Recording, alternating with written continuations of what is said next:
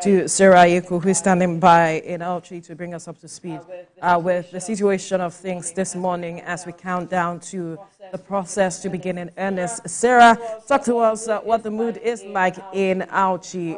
How are the people responding to the fact that there is an election this morning? Are they out and about, or they are still in their bed?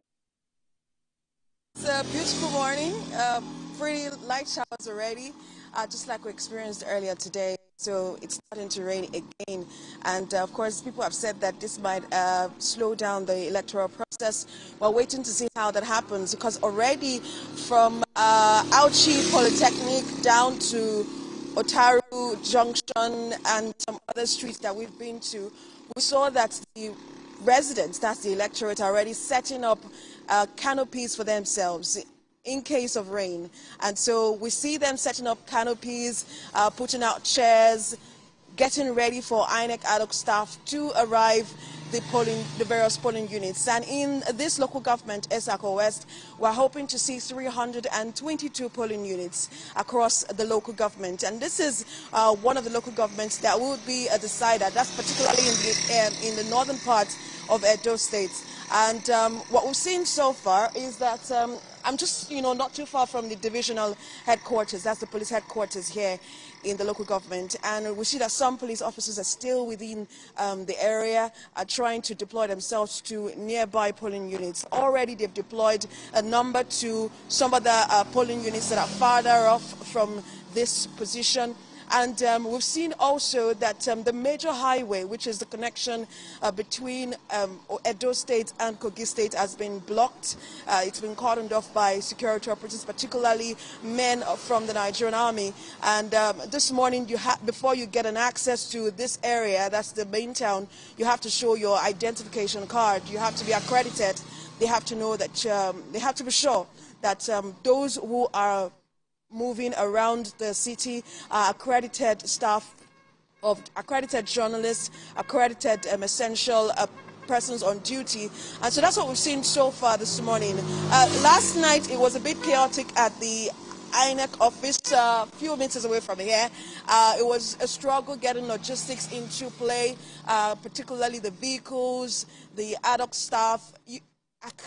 Veronica, you need to see the way they were packed in Siennas. They were really packed in Siennas, which shows that there were not a lot of vehicles for the INEC ad hoc staff to move to their positions. The INEC ad hoc staff and, of course, the police officers, there were not a lot of vehicles to move them comfortably to their locations. Right, Sarah, we see that the rains are already pouring down, and that's why you're holding an umbrella. But talk to us about the presence of security operatives. From the video that we saw earlier on, we saw some police officials walking down the street. Talk to us about the presence of security. Very interesting thing, I saw this morning while we were driving around town was in a particular vehicle where police officers were a particular truck. They were singing to themselves, which shows that the morale is high. And that shows you how ready, in this local government, we had asked the AC, and he had said that for this local government, to the 5 divisions, they will be deploying about 1,000 police officers. That's aside the sister agencies that will be working with the police officers. Already we've seen Nigerian Army stationed at different positions. We've also seen patrols across streets, divisions in this local government. And, from all the assurances we've gotten from the police in the past days, that they've said that in the states, for this election, they've deployed 35,000 police officers. Here, we've seen some of those police officers being deployed to some of the polling units. Hopefully, it's still early to call it a calm election. It's still pretty early because the sun is rising out a bit, so we're trying to take out this umbrella a bit to see if we can get a bit of sunshine to today. And so we've seen that the security operatives have moved to some of their locations. And hopefully that number that the police have deployed from the IGP, that number will translate into a free, fair, and credible election. In this election now, the police is trying to prove a point. INEC officials are trying to prove a point because, there have been controversies leading to this election day. And so everyone is trying to prove a point, the police, the electorate, vote. And even the INEC officials, they're trying to prove a point, not just like Yaga had said, resilience, integrity, and all of these units, which are central to this election, are ensuring. Of course, we've seen them mobilize themselves to the various polling units just to ensure that today, election day, the 2.2 million voters who have collected their PVCs can elect a governor that suits them. All right, Sarah, you talked about the security agents are trying to prove a point. INEC is also trying to prove a point. But how about the people? Are they also trying to prove a point that, hey, we are not going to... there won't be voter apathy, they will come out and vote. What's the mood like? It's past 8 o'clock right now. I think the people should have started coming out. So that's the resilience test, that Iaga had attributed to. We're hoping that the people come out this morning to elect a governor of their choice.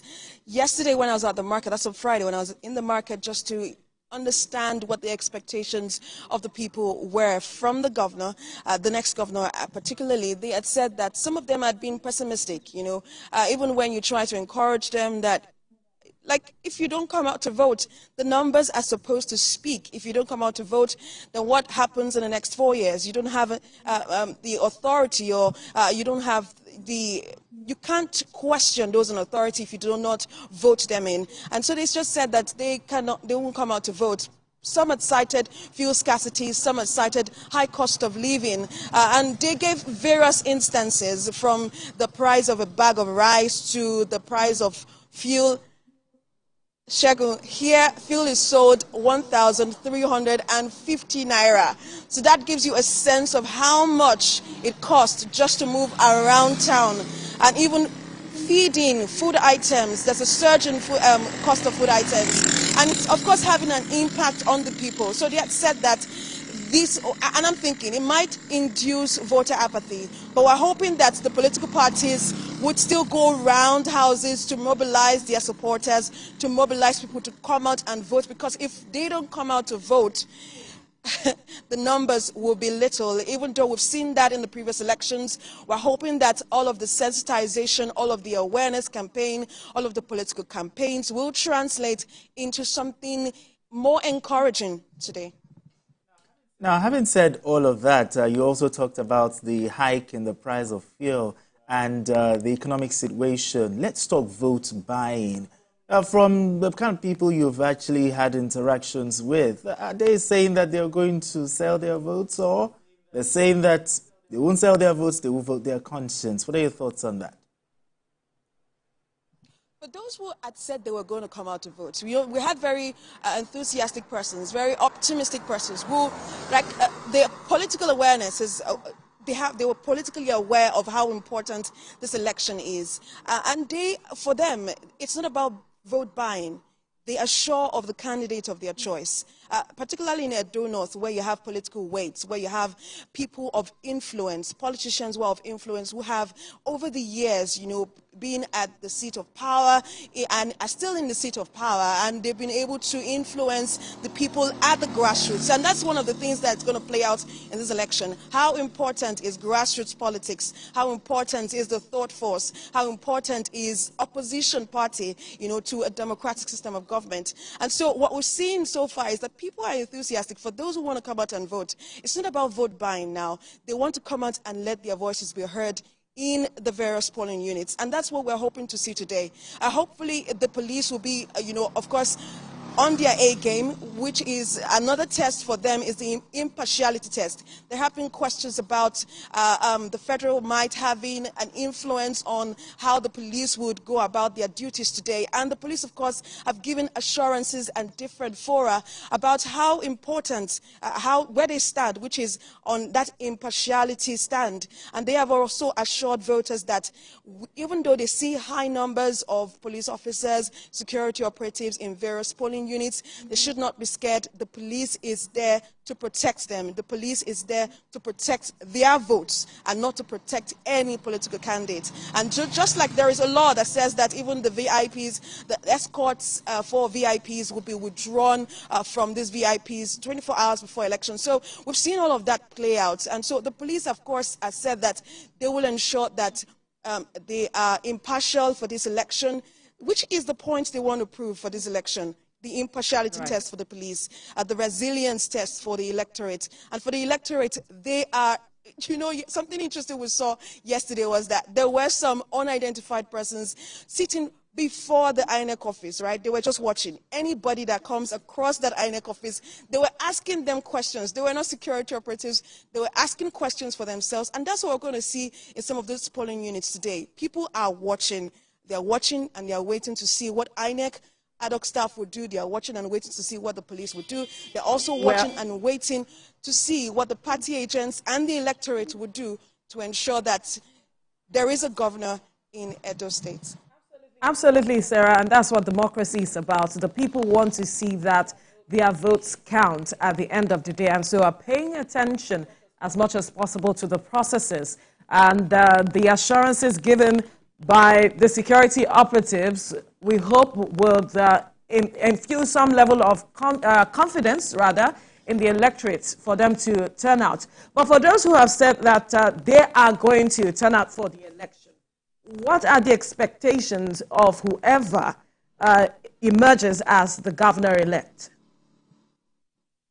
Oh, they had a lot of expectations. Like, it was like a long list.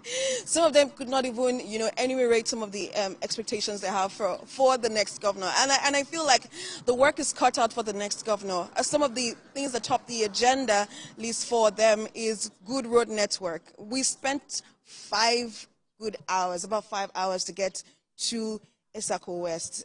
It was torturous. It was agonizing just to see those trucks on very little roads, small roads, trying to maneuver. It was really, I don't know how to describe it, right? So good road network is one of the things they talked about. They even talked about the fact that gully erosion is affecting some parts of Etsako West. They are hoping to see the next governor, of course, come to help out with that. Apart from good road network, they also talked about quality education.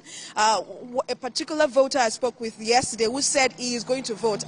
Even in the market, people see him as the politician in the market because he's always going around trying to encourage people to come out to vote. And he said that quality education for him is top-notch. Another thing is soft loans for market women. You know, the economic situation in the country has, you know, it has had a nosedive on people's pockets.